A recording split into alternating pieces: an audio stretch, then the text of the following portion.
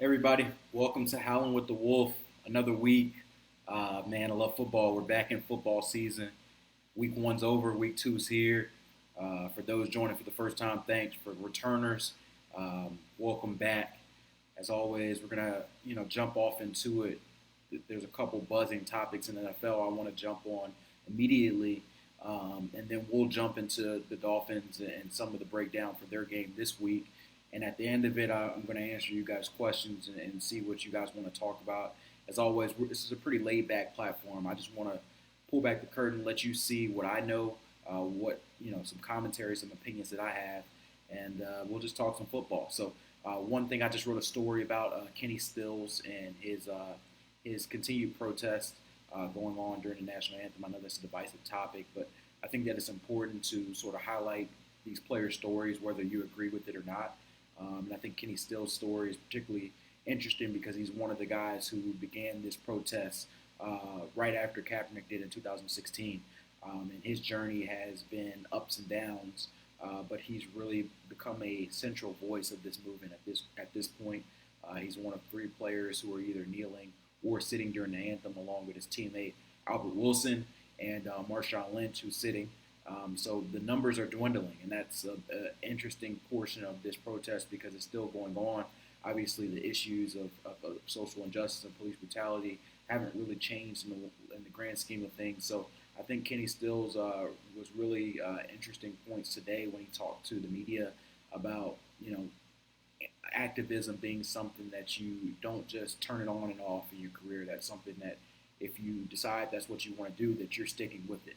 And he was very eloquent in his point. I think that one nugget that may really interest people, particularly those who disagree with this protest, is that he spent September 11th, 9/11, visiting Miami area VAs and talking to sick veterans in South Florida area, and really trying to talk to them and honor them for their service. And I know the military has been a very divisive point for this protest, but he talked about having conversations with some of these veterans and them understanding his points, them feeling like they support him in his protest, and he felt like there was no negativity. So I think that's a very interesting nugget, particularly for those who may have a feeling one way or the other. So I think that this is something where we'll continue to see how it evolves, but I think that it's a something to watch, particularly as Nike gets involved with these things. Donald Trump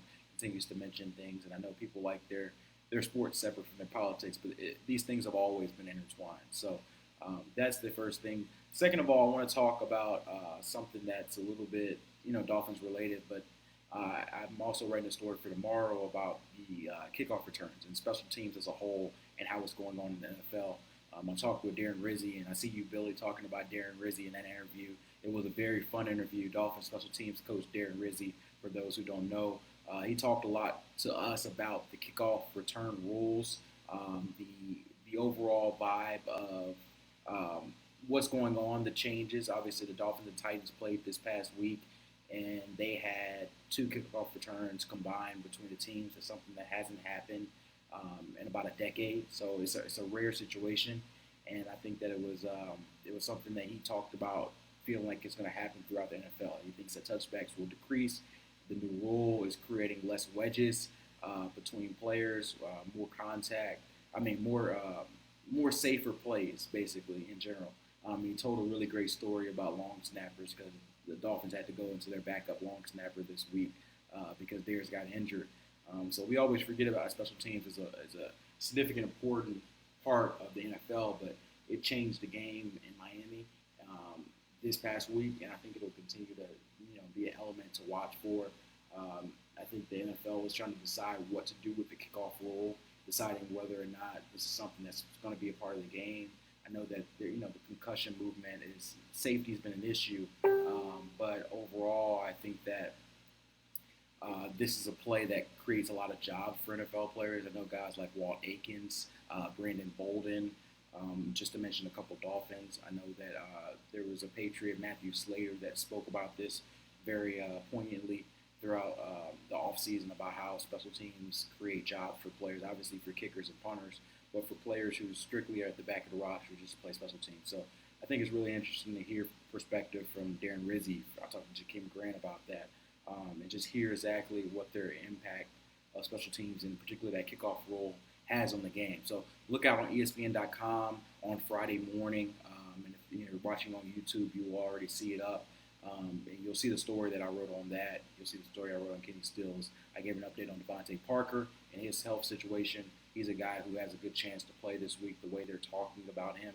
And he's going to change the dynamic of that offense. So I think that those are a couple nuggets that I saw from storylines. I will highlight a few things across the NFL that caught my eye.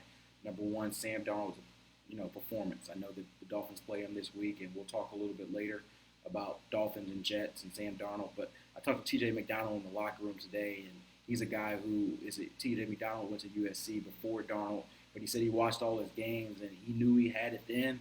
But after week one, he took it to a whole new level. And we kind of discussed the fact that the Giants and Browns, particularly the Giants, may have made a mistake in passing on Sam Darnold for Saquon Barkley. I know Dolphins fans are probably not big Sam Darnold fans, but he's a guy who I believe is going to be a quarterback to reckon with in this league for a long time.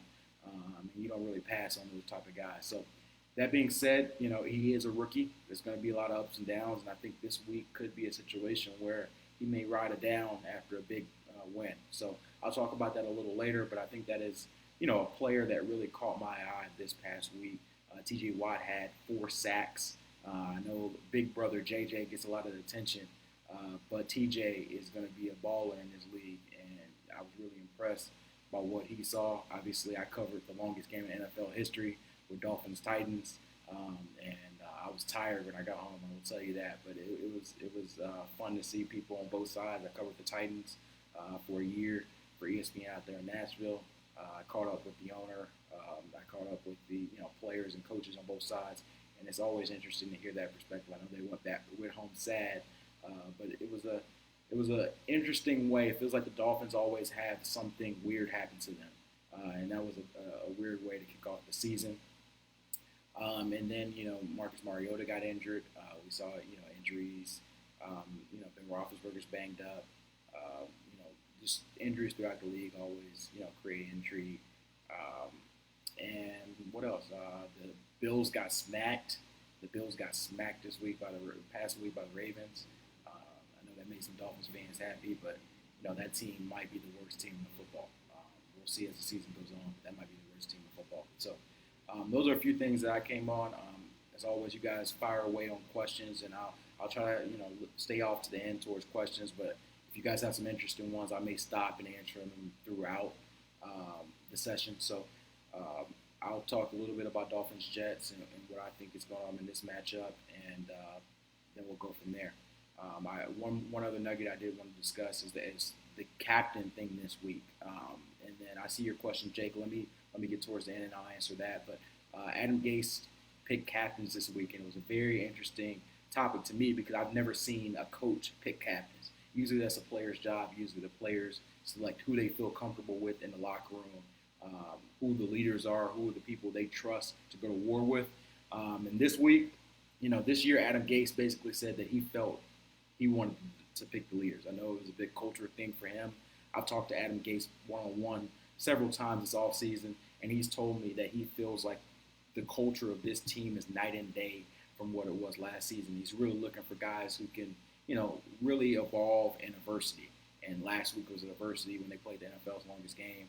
And he's looking for guys who can, who when adversity strikes, he can count on to not just throw lumps of coal on their situation, but try to get out of there and dig them out of that fire. So I think that we saw some of that with his pick. He picked Ryan Tannehill, Kenny Stills, Daniel Kilgore, a newcomer.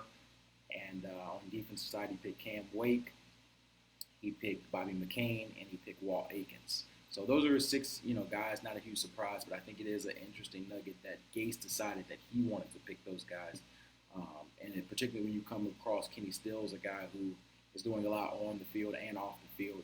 He's a guy that's really earned a lot of trust in that room. His second year being captain, and he's become one of the huge voices in that room as well. So I thought that was an interesting nugget as well. So briefly, let's go ahead and get to Titans Jets. Talk about that a little bit, and then I'll jump to some of you guys' questions, and we can watch some Thursday night football for those who are watching live, and for those who are watching on YouTube. I'll let you go back on your day. So Titans Jets. This breakdown is a rivalry game. I haven't been a part of these rivalries, but from what I've heard, that these teams have a lot of old history.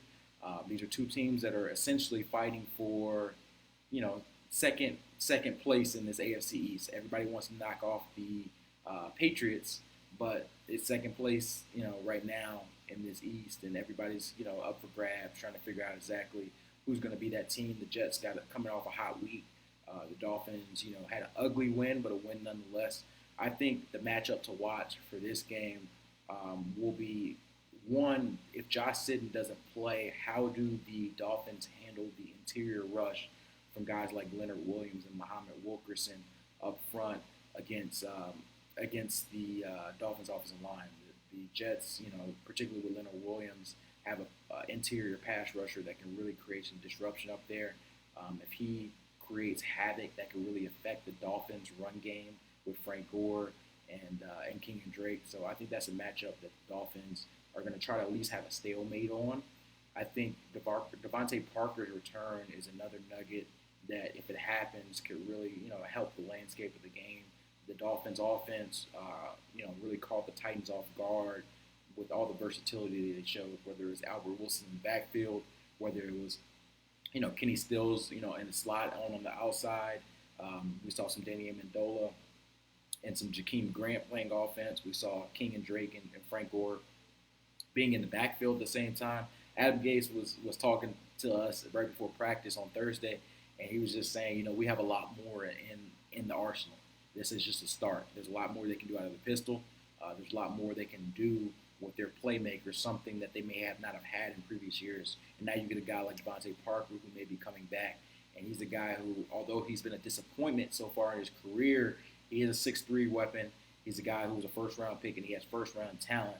So if he can start to show you some of the potential that the Dolphins think they have, then this becomes a really strong part of the Dolphins team, that receiver core. So I think that receiver core could have some success against the Jets defense, and that could be a matchup they could particularly win.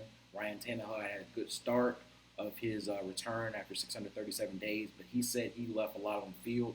If he can show some of what he left on the field out there in New York, then that passing game of the Dolphins could be something that they really, really lean on, particularly if Josh Sidden is out.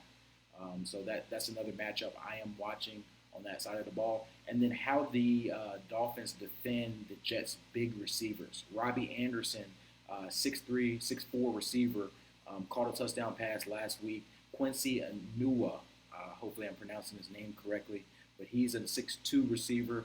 Other side, he kind of had a breakout game last week. I think he had 5 or 6 catches from Sam Darnold. Both of those guys are bigger receivers than the Dolphins are typically used to. So I'm eager to see how a guy like Bobby McCain, who had a really solid game last week at 5'9", holds up against them. He held up well last week, and teams will continue to test him.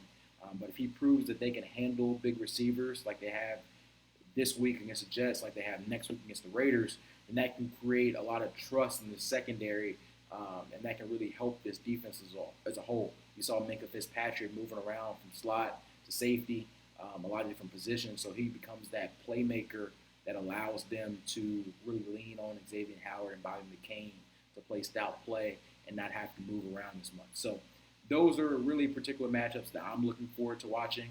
I think it'll be a good game. I'll give my prediction at the end of this and my X factors.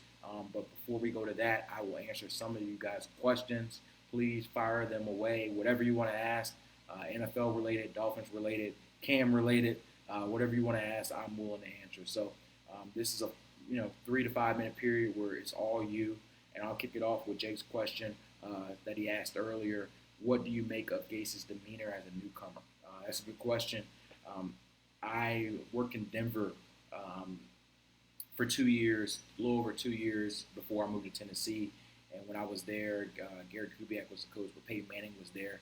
and obviously Adam Gase has a really close connection with Peyton Manning. And those guys used to talk to me a lot about Adam Gase and Peyton Manning's relationship and how he's one of the few guys that could, go forehead to forehead with Peyton Manning.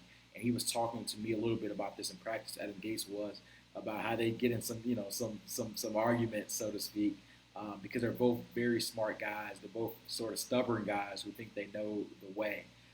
So I think Adam Gates' demeanor is that, hey, he is very adamant about what he wants, and he is not going to hide or change his opinion based on what you think, based on what guys in the locker room think, or based on the public perception. He's going to be unabashed him, and I appreciate that authenticity. As a reporter, all I ask for from players and coaches is to be real with me. I try to be real with what I write, with what I speak about, and if players are authentic with me, then they're all good. Whether it's angry, whether it's passive aggressive, whoever you are, be that person.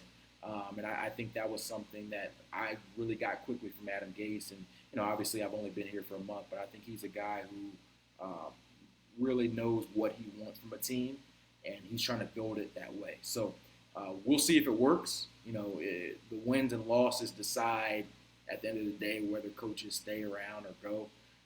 But I think the way he's trying to build his foundation is not a bad way to go about it, and they're 1-0 for now. So I think his demeanor is very appropriate for a coach. I've seen really laid-back coaches. I've seen very serious coaches. I think Adam Gase is a mixture of the both. He can be really laid back, but if you don't do it his way, it's the highway. And I think we saw some of the guys in previous years who didn't do it his way, and now they're gone. So that's my take, Jake. I hope that answers your question. I'll go briefly to my X factors and to my predictions. You guys can still flurry in some questions. If there aren't none, then I'll move on from there. So my X factors, I have 3 for this game. 3 always, but 3 for this game. And like I always say every week, these X factors won't be King Drake, Ryan Tannehill, Kenny Stills, because all those guys are the top playmakers. Cameron Wake, those guys who impact games every week, they won't be my X factors. The X factors will be guys that really, maybe are off the radar a little bit. Maybe are guys who, might not generate a lot of attention on a given week. I think my number 1 X factor for this week is going to be either Ted Larson or banged up Josh Sitton. We talked about it at the top of this segment. Offensive linemen don't get a lot of play, but Josh Sitton is a really solid left guard, and we haven't seen him in practice on Wednesday and Thursday. It's not looking great at this point for his chances to play. If he doesn't, veteran Ted Larson will slide in there and play left guard. He's very capable, but it obviously is not the same caliber of player to a Josh Sitton. So I want to see how he fares against Leonard Williams, against other guys like that. Number 2 on my watch list is going to be Albert Wilson. He's a guy that we saw bits and pieces of last week. I'm really intrigued about what they can do with him as a running back, as a receiver, as a guy just a playmaker to get the ball in his hands. He's a guy who's really good at yak, yards after catch, and yards after carry. He's a guy who showed that last week, and it's funny because Adam Gase kind of gave a dig to a reporter earlier this week because there was questions about whether the Dolphins truly knew how they were going to use Albert Wilson. And he said, "Hey, I guess we know how to use him after all, and we had a plan for him after all." So I want to see how Albert Wilson creates mismatches and creates chaos for the defense, and I think he can be a real X factor in this game. And then I'll go on the Jets side for the last one, and I think that a really key X factor could be Quincy Nua. I don't want to mispronounce his name, but that's what I'm going with right now. He's a guy who had, like I said, a breakout game in the first game they just had against Detroit on Monday Night Football. He's their number 2 receiver to Robbie Anderson, so he's going to be the guy who's probably going to play against Bobby McCain. Number 1 receiver Robbie Anderson will probably be covered by Xavier Howard. Xavier Howard should handle his own, at least you hope so, for a number 1 cornerback.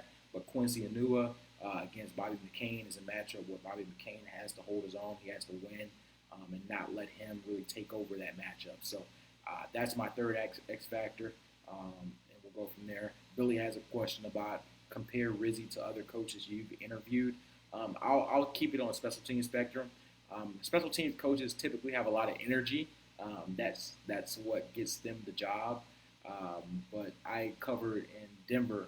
I think he's moved on now. He maybe in Jacksonville or somewhere else. But Joe DeCamillis was a longtime special teams coach. He had a very similar energy. He wanted to be a head coach. He really let us know that. He was very quirky. That's something that is a common through special teams coaches, quirkiness. So I think Joe DeCamillis is somebody that I can compare Rizzi to. He comes out through that, and that's something. Hey Joseph, how you doing?